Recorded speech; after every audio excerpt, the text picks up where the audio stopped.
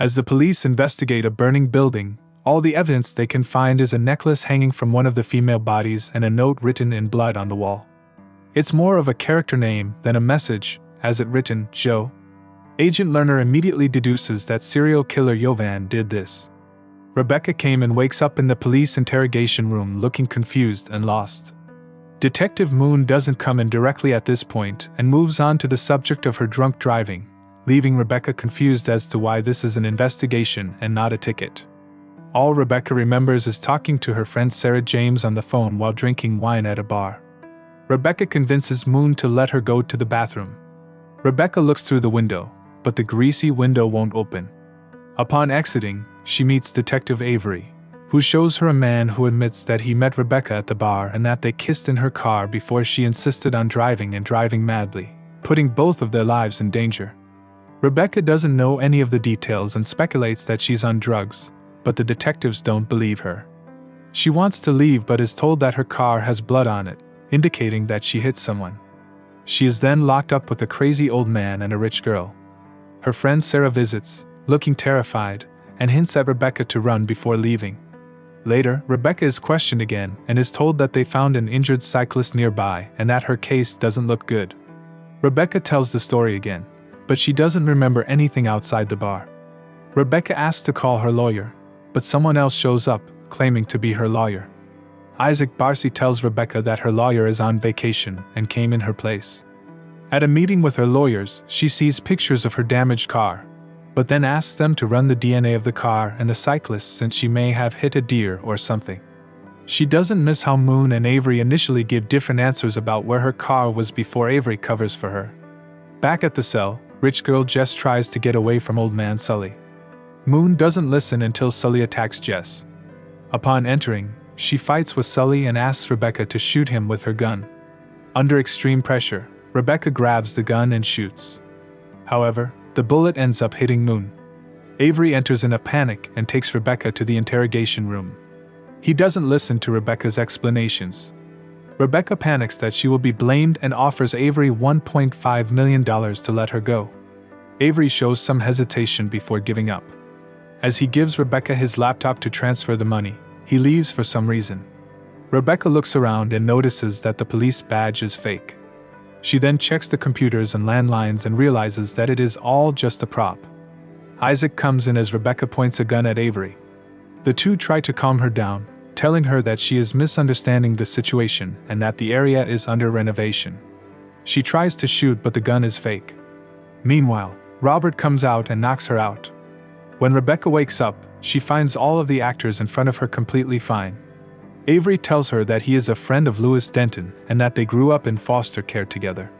Rebecca worked for Lewis and was having an affair with him, an extramarital affair on Lewis's part. Lewis and his employees died in an office fire and Avery believes that Rebecca stole Lewis's $8 million.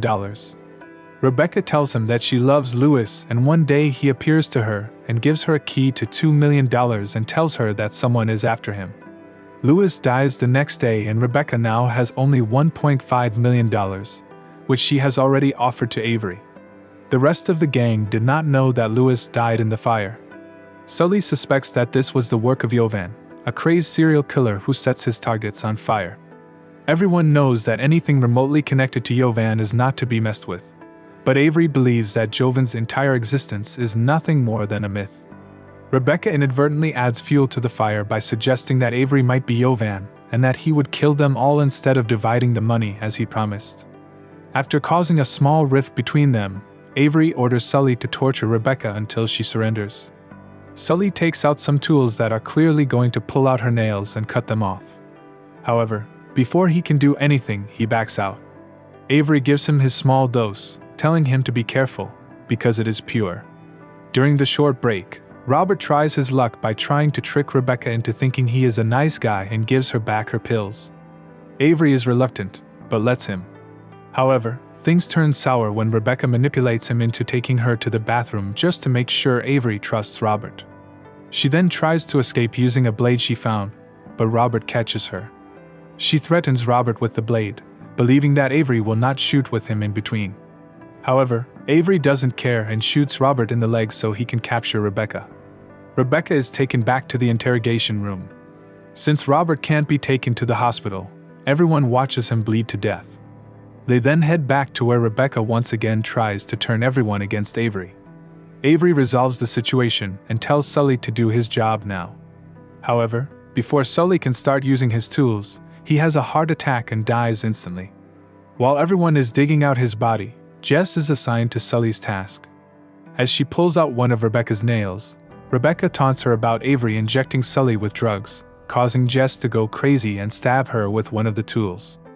After taking another break, Avery calms Jess down and then goes back to talk to Rebecca. Moon then brings Sarah to threaten Rebecca about her friend. Rebecca tells them that she barely knows Sarah, and they should leave her, knowing that Sarah's 1-year-old child is also with them.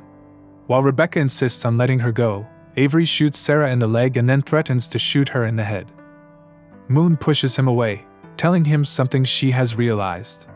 She sees no resemblance between Brandon and either of his parents, and realizes that Sarah adopted this child.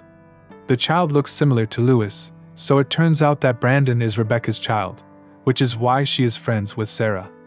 Moon then takes Sarah to the dungeon where Isaac and Jess are. Isaac is given the responsibility of dealing with Jess. Meanwhile, Moon tells Avery not to use the child for these games. Avery tells her that he will only do it if Rebecca forces him to go that far. As Isaac sits Sarah down, Jess tells him that there is a good chance that Rebecca is right about Avery hitting Jovan, as he is killing them one by one.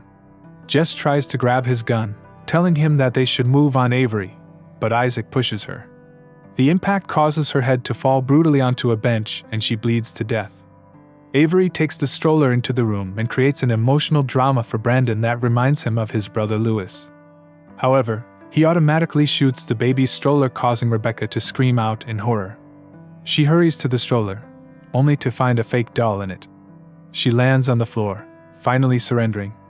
As the 3 remaining imposters sit in front of Rebecca, Avery tells her that he will kill her next.